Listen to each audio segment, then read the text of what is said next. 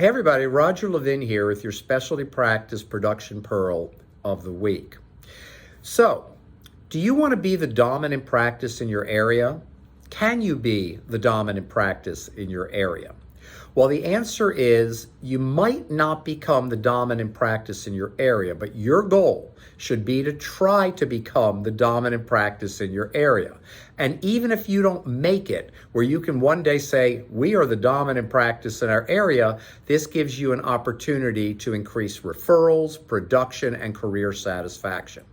We've worked and seen so many practices that we recognize that it's that striving to get better and better, to be the dominant practice, that often creates the dominant practice. Now, the first thing is you have to have a brand. Your brand can be quality, it can be customer service, it can be relationships. If I were a specialist, I'd go for all three.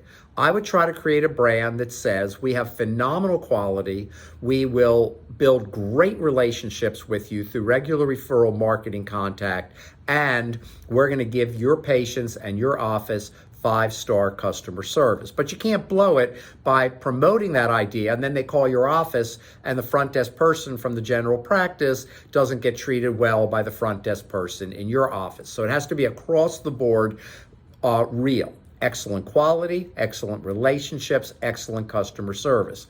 That's what you find in most of these dominant practices. Now, why would you want to be the dominant practice?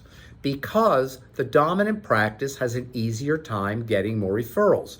When we meet a dominant practice as a client that enrolls for referral marketing, it's so much easier to ramp them up. We get referrals starting sooner and we get a bigger result. Why? They're already dominant.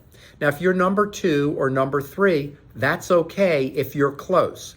But some of you may be way far off the dominant practice, and that's okay too. But if you want to move up, you may never get to dominant, but you can move up to 5th, 4th, 3rd. Now, we don't measure that, so we don't know who's 2nd, 3rd, 4th, or 5th, but we got a pretty good idea how you stack up in general in your community.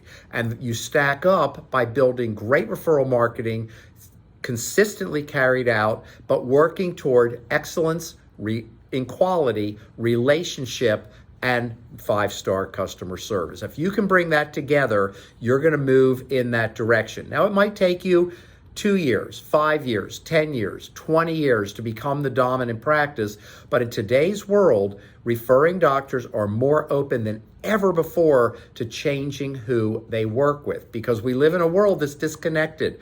It's not the same. We're not all hanging out at the same meetings. We're not all doing the same things. We're not all in the same community activities. So there's so much disconnection now. The whole social media concept, which is not part of this presentation, nor is it a great marketing strategy for you for referrals from referring doctors as a specialist, but it gives you the idea we're disconnected, and in a disconnected world, if you connect, you can work toward becoming the dominant practice. As always, I wish you increased practice production and referrals every year, and I'll see you next week.